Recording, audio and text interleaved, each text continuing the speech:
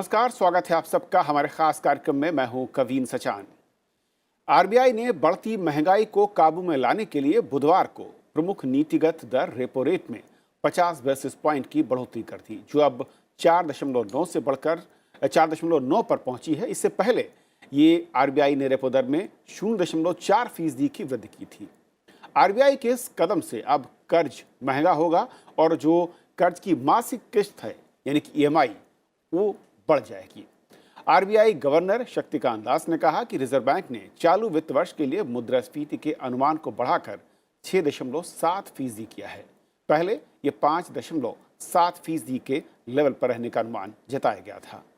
RBI ने चालू वित्त वर्ष 2022-23 में आर्थिक वृद्धि दर के अनुमान को 7.2% पर बरकरार रखा है।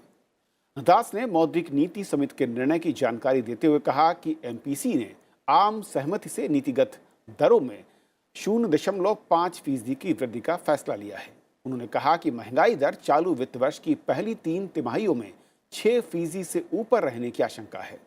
खुदरा मुद्रास्फीति अप्रैल में 8 साल के अपने उच्च स्तर 7.79% पर रही है।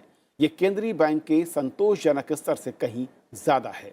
आरबीआई को जो खुदरा महंगाई दर है उसे 2 से 6% के दायरे में रखने की जिम्मेदारी उसकी होती है। नीतिगत दरों में जो बदलाव हुआ है उसके बारे में फैसला करने के लिए भारतीय रिजर्व बैंक की मौद्रिक नीति समिति यानी एमपीसी की 3 दिन की बैठक सोमवार को शुरू हुई थी। तो असल में जो लक्ष्य तय किया गया है यानी कि जो बदलाव है उसके जरिए क्या लक्ष्य आरबीआई हासिल करना चाहता है, लेकिन इस बदलाव के साथ उसका इम्पैक्ट एक व्यक्ति पर और साथ ही साथ ओवरऑल इकोनॉमी पर क्या पड़ने जा रहा है, ये समझेंगे अपने 3 बेहद खास मेहमानों से। हमारे साथ स्टूडियो में हैं Shubham Bhattacharya ji, consulting editor the Business Standard से, सर स्वागत है आपका। अशोक कुमार झा जी हैं, पूर्व सचिव वित्त मंत्रालय, आपका स्वागत है सर। रोहित अरोड़ा हैं, सीईओ Biz2X, आपका भी सर बहुत बहुत स्वागत है। शुरुआत मैं करना चाहूँगा अशोक सर आपसे कि असल में जिस तरीके का ट्रेंड नज़र आ रहा था और इन्फ्लेशन एक क्या सबसे बड़ी चुनौती इस वक्त आरबीआई के सामने नजर आई है और जिसके चलते बैक टू बैक मैं कहूं कि दूसरी बार ये कदम आरबीआई को उठाना पड़ा है। हाँ, इसमें तो आरबीआई को कुछ चॉइस था ही नहीं, क्योंकि अगर आप देखें तो पिछले 4-5 महीने से तो इन्फ्लेशन 6% से ज़्यादा हो रहा है। और उसके पहले भी अगर आप देखें तो पिछले 2 साल में 4% से ज़्यादा इन्फ्लेशन रेट कम से कम बराबर ही रहा है। और आरबीआई का मैंडेट है इन्फ्लेशन कंट्रोल का 4%। वो टॉलरेंस लिमिट है ±2%। लेकिन कुछ लोग ये समझते हैं कि इन्फ्लेशन टारगेट 6% है, एक्चुअली इन्फ्लेशन टारगेट तो 4% है। तो ये देखते हुए और इसके अलावा जो होलसेल प्राइस इंडेक्स है, होलसेल प्राइस इंडेक्स पिछले 12-14 महीने से डबल डिजिट्स में है। तो ये सब बैकग्राउंड को देखते हुए आरबीआई को कोई चॉइस नहीं था कि वो इन्फ्लेशन कंट्रोल करने के लिए उनको ये कदम उठाना पड़ा। और ये पिछले महीने में जो उन्होंने 40 बेसिस पॉइंट्स इंक्रीज किया रेपो रेट का, अभी 50 बेसिस पॉइंट इंक्रीज उन्होंने किया। और मैं समझता हूँ कि अगले 1-2 महीने में और भी इंक्रीज होगा। और क्या अशोक सर, कुछ लोग ये भी कहते हैं कि फेड के जो फैसले हैं वहां पर जिस तरीके से कटौती या बदलाव हो रहा है, कुछ उसी के पीछे पीछे हम भी उसी दिशा में बढ़ रहे हैं, क्योंकि पहले 40 बेसिस पॉइंट का बदलाव और उसके बाद 50 बेसिस पॉइंट का बदलाव, एक के बाद एक धीरे धीरे करके ये जो बदलाव है इसका इम्पैक्ट ज़्यादा होता है। वन टाइम जो एक टारगेट है उसको अचीव करने की तरफ हम बढ़ सकते हैं। एक्चुअली ना इसका कोई टारगेट नहीं हो सकता है कि रेपो रेट कहाँ तक जाके छोड़ देंगे।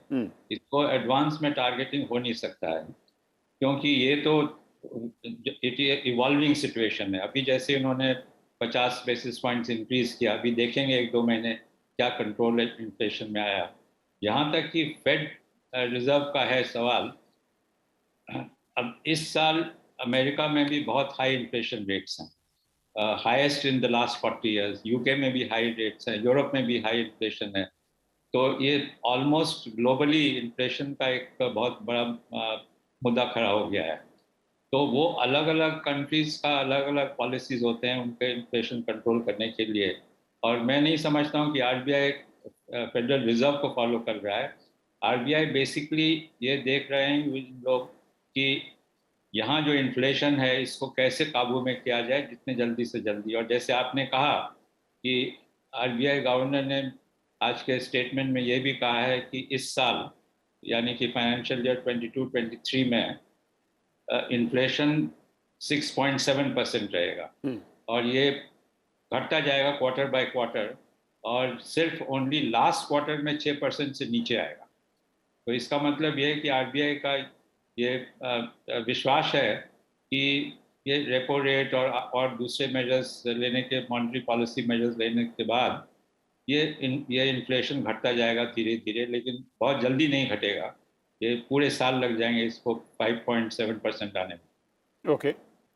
शुभम की दो चीज़ें हैं। एक तो ये कि जिस तरीके से हम देख रहे हैं इन्फ्लेशन, और जैसा कि कहा अशोक सर ने कि चाहे वो हम रिटेल में देखें या होलसेल का देखें, अपने आप में वो अपने नए रिकॉर्ड लेवल पर नज़र आते हैं।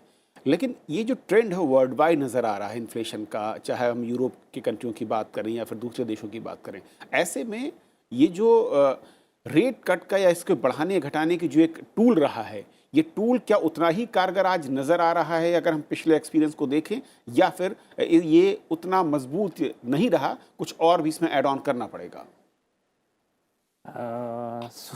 इंटरेस्टिंग चीज़ है कविंद्र, आप जो पूछ रहे हैं कि तो इसका बैकग्राउंड ये है कि 2008 में जब विश्व बाजार में एक कोलैप्स आया था, तो उस पर उसको काबू में लाने के लिए विश्व के सारे सेंट्रल बैंक्स ने अपने जिसे कहते हैं बैलेंस शीट एक्सपेंशन किए थे। यानी कि उन्होंने एक संगठित तौर से डिसाइड किया था कि हम अब इतना पैसा बाजार में डालेंगे ताकि बाजार में क्रेडिट अफरात अवेलेबल हो, और उसके वजह से जितने सारे बिजनेस हैं जो ठप हो गए हैं उनको फिर से रीबिल्ड करने के लिए बहुत सस्ते दरों में पैसा मिले। और इसको कहते हैं क्वांटिटेटिव ईजिंग। इसका सबसे बड़ा रिस्पॉन्सिबिलिटी लिया था यूएस फेड ने, करीब 3 ट्रिलियन के करीब उन्होंने एक्सपेंशन किया है डॉलर, यूएस डॉलर। अगर हम मतलब पूरा इंडियन इकोनॉमी का साइज़ का अगर हम देखें तो उस तरह का साइज़, साथ में European central bank, bank of Japan, bank of England, सारे देश, यहाँ तक कि भारत में भी एक्सपेंशन किया गया। ये जो एक्सपेंशन किया गया इसका मतलब क्या हुआ कि बस दुनिया में पैसा, कैश बहुत ही अवेलेबल किया गया। कंपैरिजन उसके सामने क्या खड़ा है, गुड्स एंड सर्विसेज, उसके तुलना में कैश बहुत था। लेकिन लोगों का जो अंदाज ये था, लोगों का जो मनोभाव ये इतना बैठ गया था कि उस कैश से भी रिकवरी हो नहीं रहा था। शुरुआत में बहुत साल लगे, करीब 1 दशक लगे लोगों को फिर से अपने कॉन्फिडेंस जुटाने में, नए बिजनेस आने में, नए तरह का प्रोडक्टिविटी वगैरह चीज़ें आई पूरे दुनिया में। और ये मोटा मोटी ये चल सकता था अगर एक झटका नहीं आता। वो झटका क्या था, ये जो सप्लाई साइड शॉक कोविड ने जो डाला। अभी भी अगर 2020 में अगर वो झटका अगर नहीं आता कि जिस वजह से अचानक दुनिया में जितने सारे गुड्स एंड सर्विसेज हैं उसके जो सप्लाई हैं उस पर एक रोक लग गया, चाइना में सबसे पहले, फिर भारत में, सब सारे देशों में कुल मिलाकर 2020 में चलता ही रहा।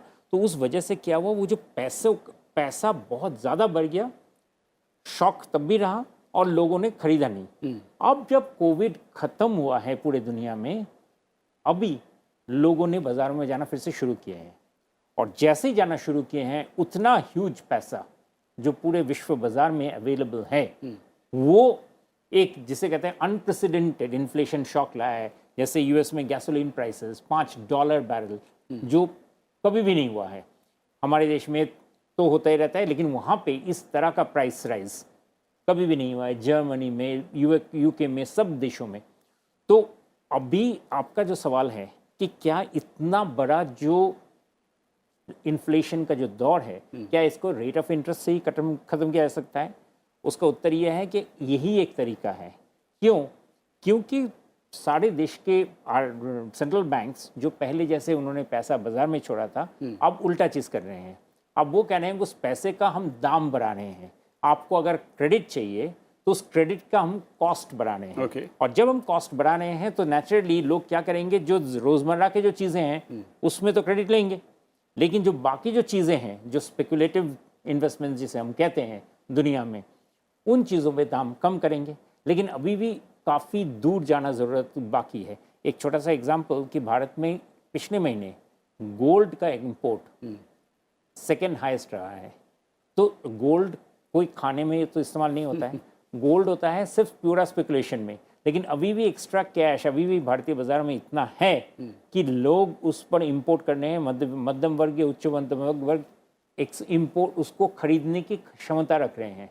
तो अब वो चीज़ दाम बढ़ता जब जाता है तो दैट मीन्स क्या कि अभी भी बाजार में कैश बहुत ज़्यादा है, जिस पर अंकुश लगाना ज़रूरी है। और इसीलिए आरबीआई के जो एक के बाद एक स्टेप्स लेते जा रहे हैं। ओके रोहित जी, अगर हम इन्फ्लेशन के और ख़ास तौर पर जो शुभमा ने कहा है कि कोविड जब ख़त्म हुआ और उसके बाद न सिर्फ हम भारत की बात करें बल्कि दुनिया भर के तमाम देशों में जो डिमांड की बात हो रही थी कि डिमांड किस तरीके से और इंक्रीज़ की जाए, और वो धीरे धीरे इस लेवल पर पहुंची और उसके बाद हमने देखा कि इसका क्यूमुलेटिव जो इफेक्ट है, इम्पैक्ट मैं कहूँ, वो साफ तौर पर नज़र आता है इन्फ्लेशन पर। अब इस दुविधा क्या है कि तमाम देशों के सामने कि एक तरफ इन्फ्लेशन को कट किया जाए, इन्फ्लेशन को काबू में किया जाए, और वहीं दूसरी तरफ ग्रोथ भी जो है उसके जो एक चलने की जो मैं कहूँ कि दौड़ने की जो एक स्पीड थी वो भी उस पर इसका इम्पैक्ट नेगेटिव ना हो। कैसे आप देखते हैं आरबीआई के इस नए रेट इंटरेस्ट कट को, और साथ ही साथ वर्ल्ड वाइड जो तमाम इसके कदम उठाए जा रहे हैं? ये जो अशोक जी ने और दूसरे पैनलिस्ट ने बात की, देखिए इसमें तीन चीजें हैं जो बहुत इंपॉर्टेंट है। एक जो यूएस में हो रहा है, मेरे हिसाब से उसका इंडिया में डायरेक्ट को रिलेशन काफी ज्यादा है, और उसका एक सबसे बड़ा रीजन ये है कि 87% हमारा जो ऑयल हम इंपोर्ट करते हैं, और ऑयल सारा यूएस डॉलर से बेंचमार्क है। सबसे बड़ी जो चिंता की बात अब इंडिया के लिए ये है कि आज ऑयल $121 के आसपास पहुंच गया है, और जो प्रेडिक्शन है कि by the end of the summer ये $140 तक पहुंच जाएगा। और इसके पीछे दो कारण है, एक तो ये है कि ऑयल की डिमांड है, और दूसरा ये कि रिफाइनरी कैपेसिटी दुनिया में कम है। अगर आपके पास कच्चा तेल है भी है तो रिफाइनरी आपको नहीं मिल रही उतनी, खासकर डीजल के लिए। और डीजल पेट्रोल से ज्यादा इंपॉर्टेंट है, क्योंकि डीजल से आपका सारा फ्रेट मूवमेंट होता है और उससे महंगाई और ज्यादा बढ़ती है। तो ऑब्वियसली जो आरबीआई स्टेप ले रहा है वो यही सोच के ले रहा है कि अभी महंगाई और बढ़ेगी, अभी दुनिया में महंगाई पीक नहीं हुई है। दूसरा पॉइंट ये है कि यूएस में जो एक सबसे बड़ी चीज हुई है कि पिछले 42 सालों में अब ये हाईएस्ट इन्फ्लेशन है।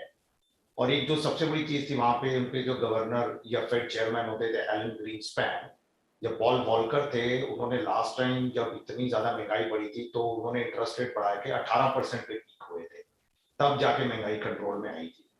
इस बार अब जब फेड ने 2008 के बाद इतना पैसा छोड़ा मार्केट में, और 2020 में कोविड शुरू होने से पहले फेड की बैलेंस शीट 4.2 ट्रिलियन थी, जो इस साल 9.2 ट्रिलियन हो गई।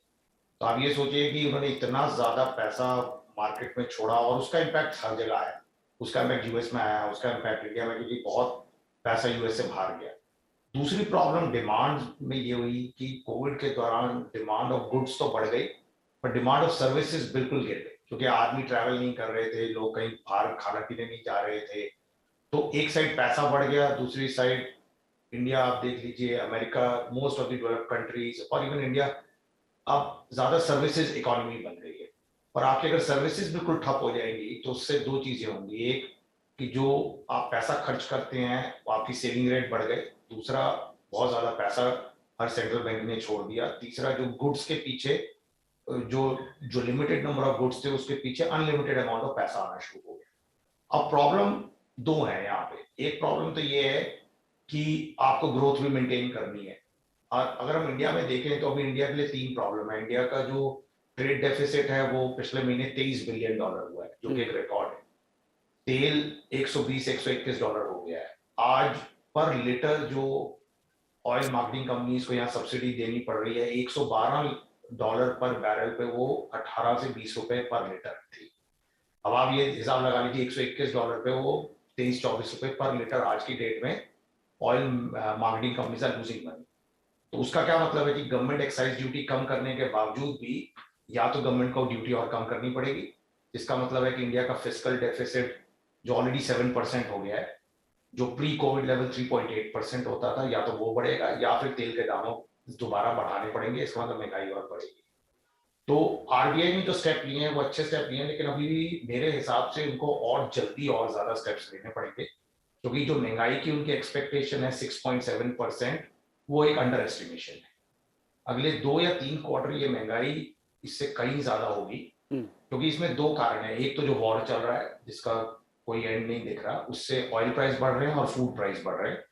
और दूसरा ये है कि जब तक यूएस अपने इंटरेस्ट रेट एक सर्टेन लेवल तक नहीं बढ़ाएगा, जो कि वो फेड प्रेडिक्ट कर रहा है कि साल के एंड तक 3.5% तक वो ले जाएंगे, अभी 0.75 to 1% है। दूसरा जो फेड एक काम और कर रहा है जिससे इंडिया जैसी कंट्रीज पे प्रेशर आएगा और ज्यादा रुपए पे भी, वो है कि उन्होंने पहली जून से क्वांटिटेटिव टाइटनिंग शुरू कर दी। ओके। तो आप ये सोचिए कि जो पिछले 12-13 साल से वो क्वांटिटेटिव ईजिंग कर रहे थे या बैलेंस शीट बढ़ा रहे थे, लास्ट उन्होंने ये 2013 में ट्राई किया था और उस टाइम इंडिया पे उसका काफी जबरदस्त इम्पैक्ट आया था। अब उन्होंने 47 बिलियन पर महीने की टेपरिंग शुरू कर दी है।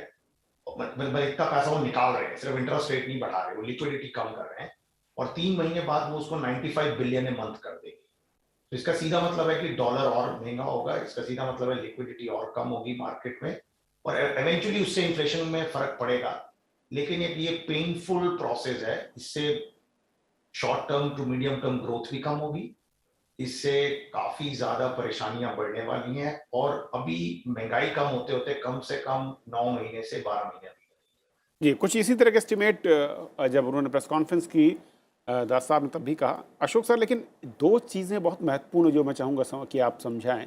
एक पहली चीज़ ये कि जिस तरीके से हम देख रहे हैं, चाहे वो क्रूड के प्राइसेस हों और यूक्रेन और रूस के वॉर के चलते जो पूरा का पूरा इन्फ्लेशन का बास्केट है जी, जो उसके अंदर मैं कहूँ कि अलग अलग डेरिवेटिव्स या जो उसके अंदर आइटम्स हैं, क्या सिर्फ और सिर्फ महज ये वॉर या ये कारण हैं, या फिर इससे अलग कुछ और कारण हैं जहाँ पर न सिर्फ भारत को बाकी देशों को भी सोचने की ज़रूरत होगी? और दूसरा ये, जैसे कि रोहित जी कह रहे थे कि जो कंजर्वेटिव एस्टिमेट है, अगर हम उससे थोड़ा सा भी अलग हटे तो फिर अगले 1 से 2 क्वार्टर कम से कम काफ़ी ज़्यादा पेनफुल रहने वाले हैं इन्फ्लेशन को लेकर। नहीं, ये जो इन्फ्लेशन है ये वॉर के कारण से सिर्फ नहीं है, क्योंकि वॉर तो शुरू हुआ फरवरी के एंड में, और हमारे यहाँ इन्फ्लेशन, कंज्यूमर प्राइस इन्फ्लेशन तो 6% से ज़्यादा तो दिसंबर जनवरी से ही हो रहा है। तो इसका मतलब ये है कि वो war has only contributed further, लेकिन उसका कारण वो नहीं हो सकता है। और जैसे मैंने पहले भी कहा कि अगर आप देखें इन्फ्लेशन का टेबल्स, तो कंज्यूमर प्राइस इन्फ्लेशन पिछले 2 साल से 4-4.5% से ऊपर रहा है कंसिस्टेंटली। इनफैक्ट पिछले 2.5 साल में सिर्फ 2 ही महीने ऐसे थे जिसमें कि consumer price inflation was below 4%। तो इसका मतलब ये, और आरबीआई का टारगेट है 4%। तो इसलिए तो इन्फ्लेशन तो बढ़ ही रहा था। आरबीआई को शायद कुछ स्टेप्स कुछ महीने पहले लेना चाहिए थे, लेकिन अब ठीक, वो तो अब निकल गया, आगे का हमें देखना है। और अभी जैसे गवर्नर साहब ने ये बताया कि ये स्टेप्स लेने के बावजूद जीडीपी ग्रोथ 7.8% से कम होकर 7.2% हो, और ये 7.2% भी उन्होंने कहा कि इट इज कंडीशनल ऑन, पहला गुड मानसून, और दूसरा oil price to be below $105 per barrel. तो अगर ये मानसून ठीक नहीं रहा या ऑयल प्राइसेस तो अभी 105 से ज़्यादा हैं, अगर उसी हाई लेवल पे रहा for the rest of the year, तो 7.2% का जो प्रोजेक्शन है जीडीपी ग्रोथ का, वो भी फिर नहीं मीट हो पाएगा। तो बेसिकली मैं समझता हूँ कि जो वॉर का जो जहाँ तक सवाल है, वॉर हैज़ ओनली एक्सेंचुएटेड जो इन्फ्लेशन का जो चल रहा था, और it is not the main reason for the high inflation. जो आपके दूसरे पैनलिस्ट ने भी जो कहा, पार्ट ऑफ द रीज़न कि वो इतना क्वांटिटेटिव ईजिंग चला फॉर द लास्ट 10-12 ईयर्स, इतने सारे पैसे मार्केट में आ गए, इसी वजह से हमारे यहाँ भी stock exchanges were doing very well. तो अब उसका तो कभी ना कभी तो उसका अकाउंटेबिलिटी होगा ही, अब अकाउंटेबिलिटी होने लगा। ओके शुभमा, क्योंकि जब हम इस पूरे के पूरे स्टेप को देखते हैं आरबीआई के, इसका इम्पैक्ट मैं कहूँ एक इंडिविजुअल पर, सेक्टर्स पर, या लोन बोरोवर्स पर, या ओवरऑल ग्रोथ पर कैसे अलग अलग नज़र आने वाला है?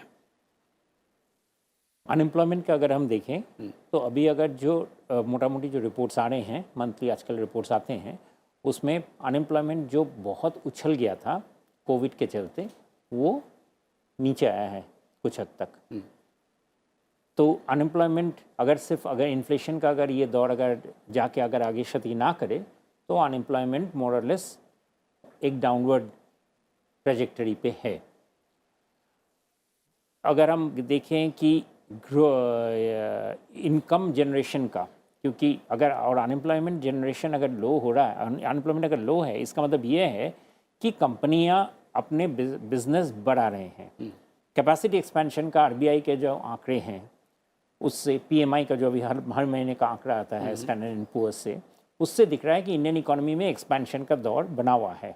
मई महीने में भी एक्सपेंशन 57% है, which is quite high, services और गुड्स का दोनों का। तो इसका मतलब है कि इंडियन इकोनॉमी में एक्सपेंशन का दौर बना हुआ है। ये चीज़ भी याद करने वाली है कि भारत में इस वक्त Bharat is the world's fastest growing economy even at 7.2%, और काफ़ी दूसरे इकोनॉमी से काफ़ी आगे है ये। यानी कि जो ग्रोथ के इम्पल्स हैं वो अगर दूसरे झटके अगर ना आए तो ये स्ट्रॉन्ग है। और दो चीज़ हैं कि पिछले साल आरबीआई ने जो क्वांटिटेटिव ईजिंग किया था, इनफैक्ट अप्रैल महीना 2020 से, वो इसलिए किया था कि ग्रोथ एकदम बंद हो गया था। इसलिए आरबीआई के पास कोई चारा नहीं था उस वक्त कि मौद्रिक नीति में इन्फ्लेशन को नज़रअंदाज करके ग्रोथ के पीछे पूरा प्रेशर डाले कि ग्रोथ फिर से इकोनॉमी में आए। वो ग्रोथ का सिलसिला शुरू हुआ है। दिसंबर वगैरह तक जाते जाते, इस साल पिछले साल दिसंबर तक जाते जाते आरबीआई को ये लगने लगा कि अभी ग्रोथ थोड़ा बहुत स्टेबिलिटी में आ रहा है, पटरी पे आ रहा है। लेकिन अभी भी इकोनॉमी में पूरी तरह से स्टेबिलिटी नहीं आया था, इसलिए इन्फ्लेशन को वो नज़रअंदाज कर रहे थे और एक रेंज में था, इसलिए वो सॉर्ट ऑफ कैलकुलेटेड रिस्क ले रहे थे। कहा जा सकता है कि पहले क्यों नहीं लिए, लेकिन पहले उस वक्त ग्रोथ कोई किसी के लिए ये कहना मुश्किल था कि हम ग्रोथ सच में ही हम वापस पटरी पे ले आ पाएंगे। खासकर अगर हम 2021 का अगर ग्रोथ देखें, जब नेगेटिव -6% है, उसको पॉजिटिव में ला के आगे कितना ले जा पाएंगे, इस पर अगर कोई कहे कि हमको पता था, तो मैं कहूँगा कि वो उनको ही भारत सरकार चलाना चाहिए। इस तरह की पॉलिसी वगैरह किसी के हाथ में नहीं था। लेकिन कुछ लोग ये कह रहे हैं कि जो इन्फ्लेशन है वो इतना बड़ा हर्डल है कि जिस तरह से बेकाबू होता नजर आया वर्ल्ड वाइड, वो अब कहीं ना कहीं जो ग्रोथ रेट है उसको बहुत तेजी के साथ हैम्पर करने वाला है। बिल्कुल, और क्योंकि रशिया यूक्रेन में लड़ाई छिड़ जाएगा, ये भारत क्यों ज़्यादातर देशों को ही पता नहीं था, इसलिए ये एकदम अनएक्सपेक्टेड नया शॉक है। साथ में कोविड का चाइना में जो सेकेंड शॉक जो आया है, सप्लाई शॉक, वो भी अनएक्सपेक्टेड था, क्योंकि चाइना ने तो घोषणा कर ही दिया था कि हमारे देश में कोविड है ही नहीं। उसके बाद अचानक जाके इतना बड़ा एक शॉक उन्होंने वर्ल्ड इकोनॉमी के लिए प्रस्तुत किया। ये दोनों टोटली बाहर के सप्लाई शॉक्स हैं। तो अब इनके चलते इकोनॉमी पे, भारत इकोनॉमी पे क्या असर आएगा? सेविंग ग्रेस की ग्रोथ चल रहा है, क्या ग्रोथ उसी हालत पे रहेगा? आरबीआई का मानना है कि इन्फ्लेशन के चलते रहते हुए भी 7.2% पे हम इस साल चल सकेंगे। सवाल है कि 2-3 अब इफ्स एंड बट्स है, लेकिन इसके सिवाय उपाय क्या है? क्योंकि जो हम कह रहे हैं कि लोन का, जैसे आपने शुरू किया था, सही कहा आपने कि कर्जा लेने का रेट बढ़ गया है, लेकिन कर्जा कोई ले तो कर्जा लेने का रेट ही तो कम हो गया है, और वो लोन के और वो इंटरेस्ट की वजह से नहीं। बैंकों की जो खाते दिखाते हैं उसमें दिखाते हैं कि सारे सेक्टर्स में, ट्रैक्टर्स के लिए, मोटरसाइकिल के लिए, जो मोटर कार के लिए, रिटेल कंजम्पशन इतना गिर चुका है कि वही दैट इज द प्रॉब्लम कि प्राइवेट कंजम्पशन एक्सपेंडिचर बिल्कुल ही नहीं बढ़ा है। तो प्रॉब्लम तो वहीं पे है कि, और वो क्यों आया है? क्योंकि वो ग्रोथ नहीं था, इसलिए लोगों की नौकरी गई थी, लोगों के लिए एक बहुत बड़ा क्राइसिस था कि भाई हम सेविंग्स पे के हिसाब से हम घर चलाएं या हम नया कर्जा लेकर आगे चले खुदरा बिजनेस के लिए। प्रॉब्लम यह है कि हम ग्रोथ, हम क्रेडिट लें कैसे लें? सरकार बार बार ECLS जो स्कीम चला रहे थे वो, लेकिन उसमें भी क्वेश्चन था कि लोग ले नहीं रहे थे। तो अब भी सवाल ये है कि अगर मुद्रास्फीति का रेट अगर कम ना हो तो वो ग्रोथ आगे नहीं बढ़ेगा और ज़्यादा। तो दिस इज़ द चैलेंज कि इसलिए RBI को अभी पुश करने की अभी कोशिश है कि भाई किसी तरह से ग्रोथ इन्फ्लेशन पे काबू आए, लेकिन एटलीस्ट 2 क्वार्टर के करीब लगेगा। और ये इन्फ्लेशन बाहर से आया है, इट्स एन इम्पोर्टेड इन्फ्लेशन, तो वो इन्फ्लेशन जो है उस इन्फ्लेशन को काबू करने के लिए RBI का फर्स्ट स्टेप है कि तभी जाके बाकी सारे जो सवाल हैं वो फिर अपने आप में लोगों को लगेगा। यही एक विकल्प RBI के सामने नजर इस आता वक्त है। रोहित जी, एक आखिरी सवाल आपसे कि जिस तेजी के साथ इन्फ्लेशन ने रफ्तार पकड़ी है और कुछ उसी तेजी के साथ हमने देखा था कि विकास दर कोविड के बाद जब काफ़ी नेगेटिव मैं कहूँ कि ट्रेजेक्ट्री में थी, वहाँ से वो पॉजिटिव ट्रेजेक्ट्री में आई, लेकिन क्या कुछ आशंका इस तरह के एक्सपर्ट कहते हैं कि रिवर्सल हो सकता है अगर इन्फ्लेशन को हमने टाइमली कंट्रोल नहीं किया? तो ऐसे में क्या सबसे बड़ी चिंता अगले 2 क्वार्टर में आपको नजर आती है? देखिए, इसमें 2 या 3 चीजें। एक तो अगर इन्फ्लेशन ऐसे चलती रही और तो एक तो ग्रोथ रेट 7.2% नहीं होगा और हम स्टैगफ्लेशन की तरफ बढ़ रहे हैं। अमेरिका में तो अब ऐसा लग रहा है कि रिसेशन इस क्वार्टर के एंड में, क्योंकि पिछले क्वार्टर में एक्चुअली वहां की GDP श्रिंक हुई है और अब इंडिकेशन आ रही है कि इस क्वार्टर भी श्रिंक होने का बहुत चांस है, तो टेक्निकली अमेरिका रिसेशन में चला जाएगा। अमेरिका का रिसेशन में जाना इंडिया के लिए क्यों एक इम्पॉर्टेंट चीज है, क्योंकि आज इंडिया का सबसे बड़ा ट्रेडिंग पार्टनर और सबसे ज्यादा एक्सपोर्ट्स किसी सिंगल कंट्री तो वो US है। इंडियन एक्सपोर्ट्स जो बढ़े हैं पिछले 1 साल में उन पे इम्पैक्ट आएगा। दूसरा बात ये है कि अगर हमारी ग्रोथ और कम हो जाती है, तो मुझे लग रहा होगी, अभी 7.2 ज्यादा ऑप्टिमिस्टिक है। और महंगाई अगर यही 7.9 या 8% भी पार कर जाएगी तो हम एक स्टैगफ्लेशन के उसमें जा रहे हैं। और स्टैगफ्लेशन क्या होता है कि आपकी इन्फ्लेशन बढ़ रही है और ग्रोथ कम होती है। बिल्कुल। तो ये बहुत डेंजरस सिचुएशन है हमारे लिए। दूसरा जो है कि जो अशोक जी कह रहे थे कि हाँ महंगाई पहले से ही थी, बिल्कुल सही कह रहे हैं, लेकिन यूक्रेन रशिया वॉर ने इंडिया के लिए बहुत ज्यादा नुकसान इसलिए हुआ है क्योंकि हमारा 87% हमारा ऑयल इंपोर्ट है। और हम इतने ज्यादा डिपेंडेंट हैं ऑयल प्राइसेस पे और डॉलर और सब कुछ डॉलर में है। अब अगर इंडिया को अपने एक्सपोर्ट कंपेटिटिव करने हैं, चाइना ने अपनी करेंसी को ऑलरेडी 8 या 9% से डिवैल्यू कर दिया है। जापान ने येन को ऑलरेडी 12-13% से डिवैल्यू कर दिया है। इंडियन रुपी की डिवैल्यूएशन सिर्फ 5% हुई है। जी रोहित जी, वक्त कम है, थोड़ा सा रोकना चाहूंगा। जो आपने पॉइंट रेस किया बहुत महत्वपूर्ण है और बहुत संक्षेप में शुभमन, जो आप मैं कह रहा था स्टैगफ्लेशन हम झट से ऐसे इस्तेमाल ना करें। Stagflation is zero growth and inflation. उस सिचुएशन में हम अभी नहीं आए हैं। चलिए, बहुत शुक्रिया आप तीनों मेहमानों का हमारे साथ इस महत्वपूर्ण चर्चा में शामिल होने के लिए और समझाने के लिए कि RBI का ये कदम क्यों है और इसका लक्ष्य क्या है, और लेकिन रास्ते के आगे की चुनौतियां क्या है। आज फिलहाल इतना ही। नमस्कार।